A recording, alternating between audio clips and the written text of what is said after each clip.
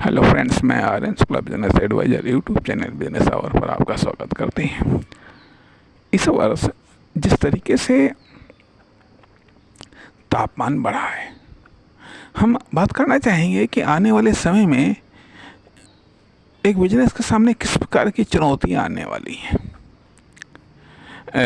अर्थात इस बढ़ते हुए तापमान से क्या क्या समस्याएं आने वाली हैं एक बिजनेस में या एक बिजनेस के लिए, या किस प्रकार के बदलाव आने की संभावनाएं बने रही हैं क्योंकि इन इन 20-25 सालों में, 20-25-30 सालों में कह लीजिएगा, और कह लीजिएगा 40 सालों में तापमान असहनीय की सीमा को छू रहा है। असहनीय की सीमा को छू रहा है। आज से लगभग 30-40 साल पहले साधन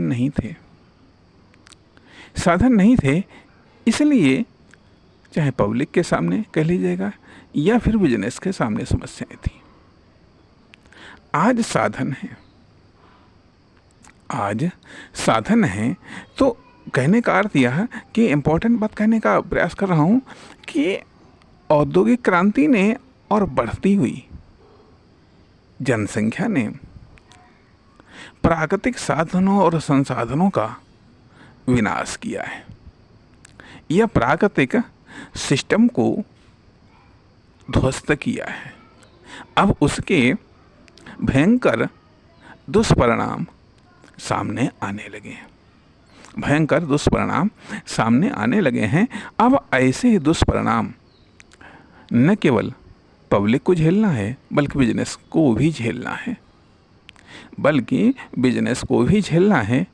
एक तो पहली बात आती है यह कि इस बढ़ती हुई तापमान के कारण जो बिजनेस 10 बजे से लेकर के या 9 बजे से लेकर के रात्रि के 10-11 बजे तक होता था, स्वाभाविक बात है कि इस बढ़ते हुए टेम्परेचर में पहली बात तो जो बिजनेसमैन हैं या जो बिजनेस ओपन हैं उन्हीं के लिए समस्याएं हैं। खास करके जो है कि उन लोगों के लिए जो कि अपना ऐसा धंधा करते हैं कि जिनमें आप एसी नहीं लगा सकते हैं या आप कूलर नहीं लगा सकते हैं, या कहीं पर आप ऐसा धंधा कर रहे हैं कि जहाँ पर आप पंखा भी नहीं लगा सकते हैं। ऐसों के लिए तो और भी विकट समस्याएं हैं। अर्थात कहने का अर्थ यह बनता है कि वो ऐसी परिस्थितियों में कैसे इतने क्या होता है 42-43 या 48-50 डिग्री के तापमान में कैसे वो बिजनेस को ओपन करके कैसे वो कस्टमर का इंतजार कर सकते हैं। एक चीज़। दूसरी चीज़ आते हैं कि बहुत सारे ऐसे प्रोडक्ट हैं जिन पर इस बढ़ते हुए तापमान का दुष्प्रभाव पड़ना निश्चित है। तीसरी चीज़ आती है कि इस बढ़ते हुए तापमान के कारण जिस तरीके से ये देखने में आता है कि हाँ ट्रांसफार्मर भी गर्म हो रहे हैं, तो हो सकता है आने वाले समय में बिजली आपूर्ति भी बाधित हो जाए, जिससे भी बिजनेस पर बुरा प्रभाव पड़ने वाला है। कहने का अर्थ है कि आने वाले समय में बिजनेस और अधिक समस्याओं, चुनौतियों या रिस्क से भरा हुआ हो सकता है। दूसरी चीज़ आती है कि यदि आपने आप जो बिजनेस करते हैं, ठीक है, वहाँ पर आपने कूलर भी लगवा लिया है, एसी भी लगवा लिया है, लेकिन सारे कस्टमर तो ऐसे नहीं हैं कि जो एसी गाड़ी में आएंगे। अर्थात ऐसी परिस्थितियों में फिर से वही चीज़ है कि प्रोग्रेस के पहले या खर्च करने से पहले आदमी अपनी ज़िंदगी को प्राथमिकता देगा। अर्थात ऐसे बढ़ते हुए तापमान में उसके लिए निकलना मुश्किल है, नहीं निकलेगा। परिणाम, जब वो कस्टमर ही नहीं निकलेगा, कस्टमर घर से ही नहीं निकलेगा, कहाँ से सेल्स होगी, कहाँ से आपकी इनकम होगी। दूसरी चीज़ ये भी आती है कि इस बढ़ते हुए तापमान के कारण जहाँ पर कूलर है या पंखा है या एसी है, इस प्रकार के प्रोडक्ट की डिमांड बढ़ेगी। वहीं मेडिकल्स इंडस्ट्री भी ग्रो करेगी, मेडिकल इंडस्ट्री भी ग्रो करेगी, क्योंकि ऐसे तापमान में जो है कि आदमी बीमार होगा तथा मतलब कहने का अर्थ है कि इस प्रकार के तापमान मतलब ये बढ़ता हुआ तापमान निश्चित तौर पर न तो ये पब्लिक के लिए बेहतर है, ना ही बिजनेस के लिए बेहतर है, क्योंकि आदमी का निकलना ही मुश्किल हो रहा है। तथा साथ ही साथ ये भी, जैसे कि कई सारी जगहों पर देखा गया कि पानी की बड़ी विकट समस्याएं हैं, पानी की बड़ी विकट समस्याएं हैं। और अब पानी तो वास्तव में एक बड़ी समस्या का कारण ये है कि नदियों का जल प्रदूषित हो रहा है और क्योंकि सारे शहरों की गंदगी नदियों में जाती है, फिर उस गंदे पानी को या प्रदूषित पानी को शुद्ध करके सप्लाई किया जाता है। कितना शुद्ध होता होगा, ये किस रूप में होता होगा, या तो एक अलग की चीज़ें, लेकिन कुल मिलाकर के पानी वह नेचुरल गुणवत्ता वाला नहीं रह जाता है। ठीक है, एक चीज़ तो जिसके कारण पानी के अभाव में तमाम प्रकार की समस्याएं उत्पन्न होती हैं। तो यहाँ पर हम कहने का अर्थ यह आता है कि तथा एक कारण और भी, जिस तरीके से टेम्परेचर बढ़ रहा है उससे ठंडे इलाकों में आवाजाही या ठंडे इलाकों में रहना एक प्राथमिकता बनती जा रही है। कहने का अर्थ यह कि आज से जो 20, 25, 30 साल पहले जो ठंडे इलाके थे, पब्लिक की बढ़ोतरी के कारण वो आज गर्म इलाके बन गए हैं। हालांकि अभी कुछ ठंडे इलाके बचे हुए हैं, उन पर भी पब्लिक की एंट्री होगी। अर्थात ऐसी जगहों पर निश्चित तौर पर मकान, होटल्स, ये सब इंडस्ट्री बन पाएंगी। लेकिन सवाल ये भी उठता है कि इन जगहों पर समस्या अंततः गत्वा पानी की आएगी। पहाड़ों पर पानी का पेयजल का मुख्यतः सोर्स होता है भाई नदियां हैं या झरने तो समाप्त हो गए। झरने इसलिए समाप्त हो गए क्योंकि जो पहाड़ों पर बर्फ़ से कहिएगा झरना कंटिन्यू चलते थे, अर्थात वो एक तरीके से ख़त्म ऐसी हो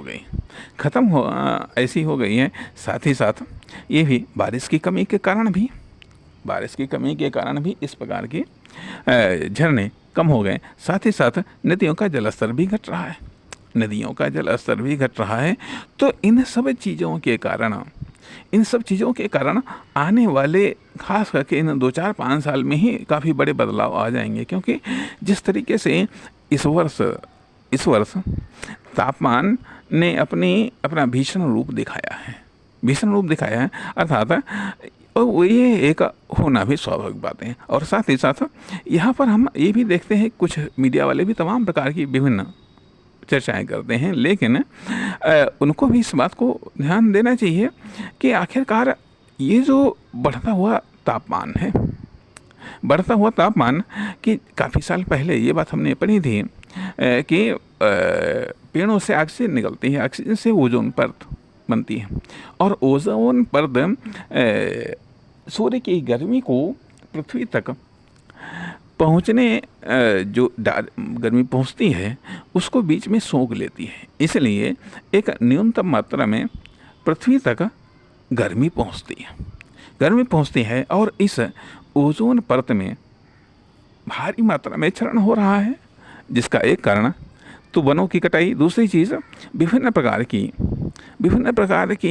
गैसों का निष्कर्षण विभिन्न प्रकार के इंडस्ट्री के द्वारा या विभिन्न प्रकार के वाहनों के द्वारा, और अब तो ये जो एसी चल रहे हैं इनसे भी भारी मात्रा में ऐसी गैसें निकलती हैं जो कि उस ओजोन परत का विनाश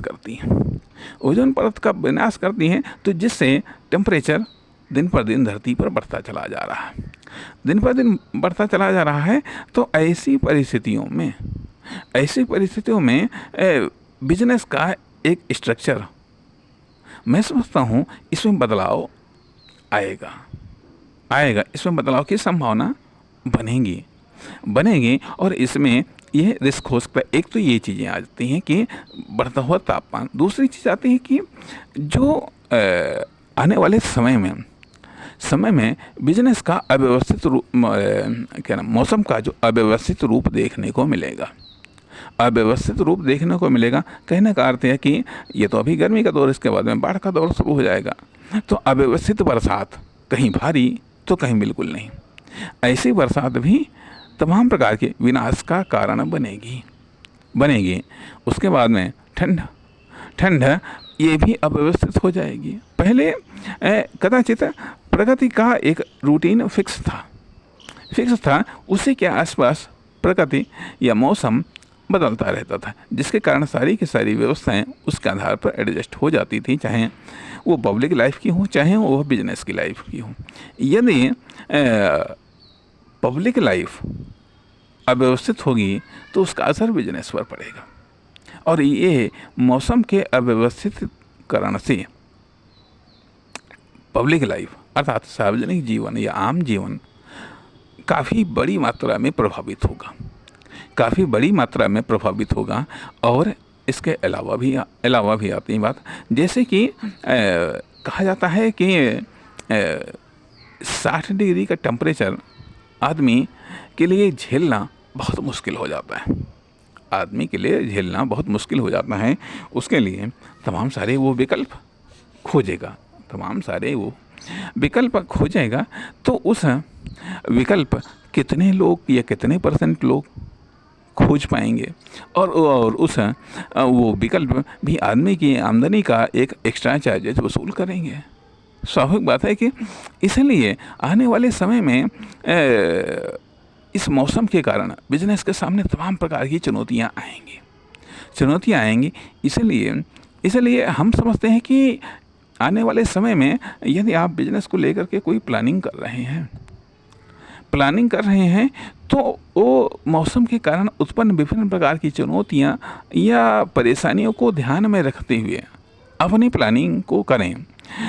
खास करके यदि आप कोई इन्वेस्टमेंट करना चाहते हैं या मान लिया कोई फाइनेंस करने के बाद में आप कोई बिजनेस स्टार्ट करना चाहते हैं, तो आप ज़रूर विचार करें क्या आप आने वाले मौसम का जो अव्यवस्थित रूप देखने को मिलेगा, क्या उसमें आप बिजनेस को चला पाएंगे? क्या उसमें आपको कस्टमर मिल पाएंगे? क्या उसमें आपकी सेल्स हो पाएगी?